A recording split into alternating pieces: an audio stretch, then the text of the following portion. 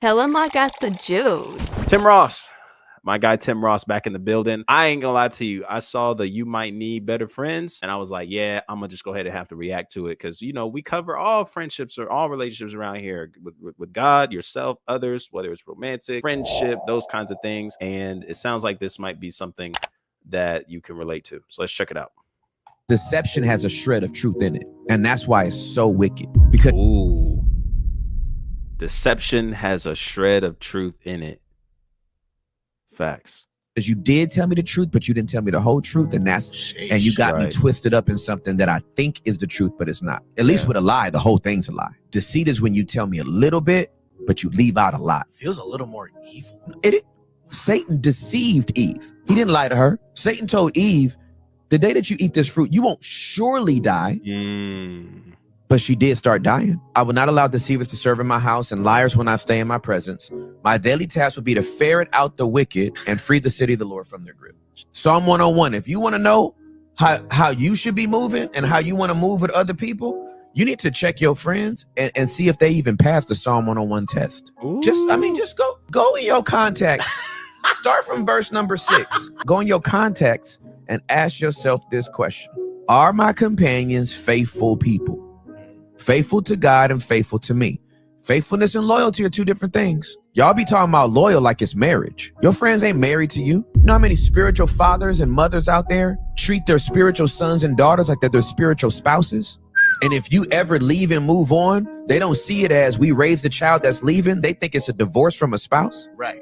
See if they pass that faithful companion test. See if they pass that above reproach test. See if they pass that deception test. See if they pass that liar test. Yeah, that's what you want. This is the 101 standard. I think this is a beautiful thought here. So Psalm 101, we're going to start at verse 1. I will sing of your love and justice to you, Lord. I will sing praise. Okay. I will be careful to lead a blameless life. When will you come to me? I will conduct the affairs of my house with a blameless heart. So already I will sing of your love and justice to you, O Lord, right? So Lord, his standard is what we're looking to. And now, because of this, we're leading a blameless life. The author, David, is suggesting, I will not look with approval on anything that is vile. I hate what faithless people do. I will have no part in it. Realize he didn't say I hate faithless people. He says I hate what faithless people do. What do faithless people do? Right? There's a lack of commitment, consistency. We don't engage in those things that are against God. Right? The perverse of heart shall be far from me. I will have nothing to do with that evil. Man, he says the perverse of heart shall be far from me. So I don't even want to mess with them type of people. Perverse, perverted in heart. Twist and turn and make everything out to be an ugly picture. Perverted, whoever slanders their neighbor in secret, I will put to silence. Right? Think about friend groups that talk trash and crap about each other, or you and think about somebody that you might have been gossiping with. Like, those are the kind of people that you want to be weary of, because what's crazy is after a while, it's going to happen to you. Of course, gossip and slander, right? Slander is more so like you're trying to destroy that person with your words. You're destroying their character. It's not going to be long before it happens to you, right? So we don't want to even be around those people. So I love his challenge there. Go through your contact list, dude. Go through the people that you're recently communicating with. Like, does this person pass that test? What do we talk about every time we have conversation? What is the topic of conversation when we get together?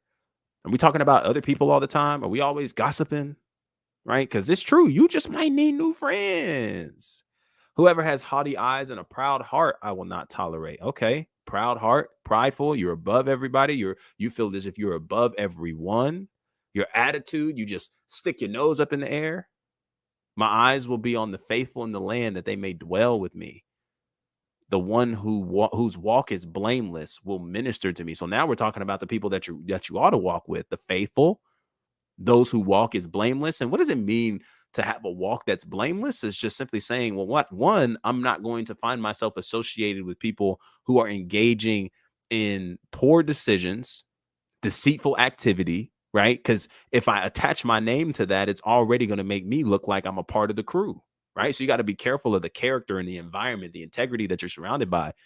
because you don't even have to necessarily partake in what they're doing, but because your name is attached to it, it's like a guilty by association deal. So I don't even want to find myself around that environment, right? The one whose walk is blameless, integrity is cared for at a high level, character cared for at a higher level, value system cared for at a higher level, boundaries cared for at a higher level. No one, okay, so here we go, more of it. No one who practices deceit will dwell in my house.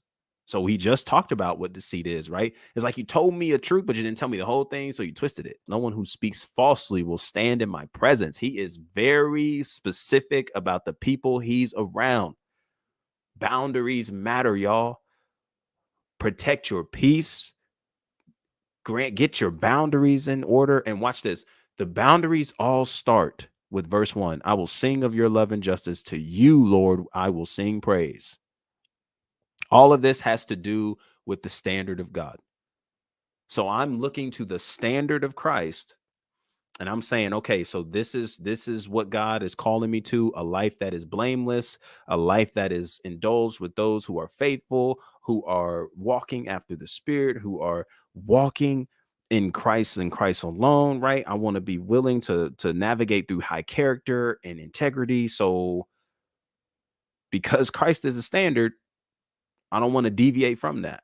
And I want to create relationships that are a reflection of Christ, his love, and his standard. Every morning I will put to silence all the wicked in the land. I will cut off every evildoer from the city of the Lord. A quick verse. So go through that yourself and analyze the relationships that you have.